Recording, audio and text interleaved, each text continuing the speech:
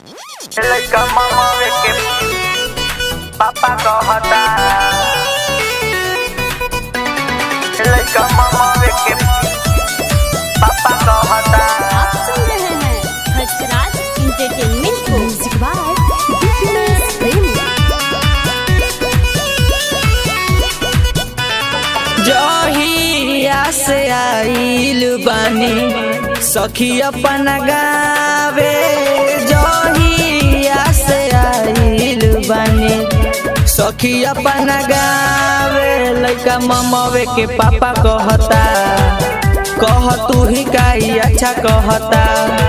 लइका ममावे के पापा कहता, कह तू ही काई अच्छा कहता।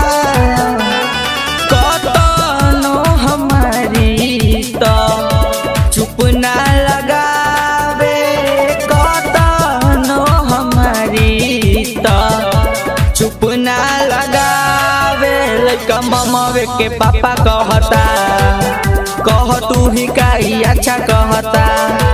कि लइका ममावे के पापा कहता, कह तू ही काई अच्छा कहता। कह तू ही काई अच्छा कहता।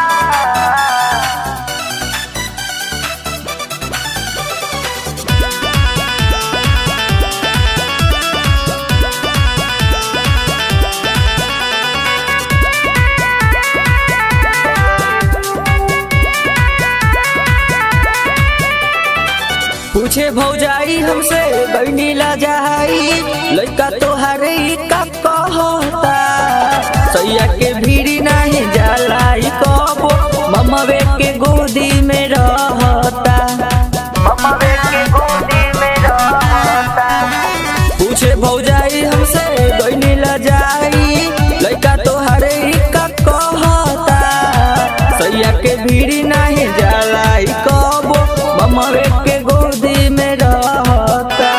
रही जाता मन हमार भीतरे लजा के, रही जाता चुप ओकरा कोरा में जाके। हमरा इज्जत पछापा कहता, लइका ममावे के पापा कहता। कह तू ही काई अच्छा कहता, हमरा ममावे के पापा कहता। हमरा ममावे के पापा कहता। आप सुन रहे हैं हंसराज एंटरटेनमेंट को।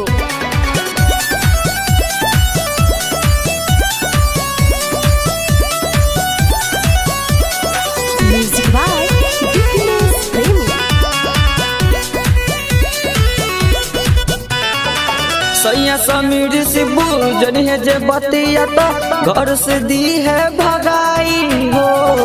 सोची के बात ही है धड़केला छतिया, लागे तलाक दिलवाई हो।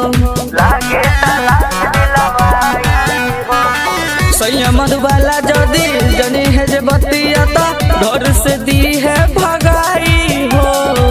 सुनी के बात ही है धड़केला छतिया, लागे तलाक दिलवाई हो। नाना नानी के नहीं तोराई जाला, लागे पिटवाई अब ऐसने बुझाला।